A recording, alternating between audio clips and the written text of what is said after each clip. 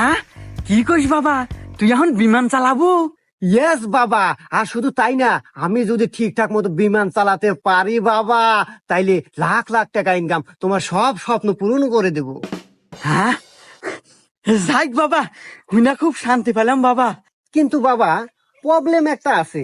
তুমি তো জানো যে কোনো চাকরি নিতে গেলে টাকা লাগে, কিন্তু আমার এখানে টাকা লাগবে না। আসলে সরকার থেকে বিমান দেয়, কিন্তু তেল তোলার টাকা সবসময় দিতে পারে না। এটা আমাদের মতো পাইলটদেরকে ইনভেস্ট করতে হয় তেল তোলার জন্য। হ্যাঁ বাবা, জানি তো যে বাংলাদেশে যে কোনো চাকরি নিতে গেলে কম বেশি কিছু টাকা লাগে।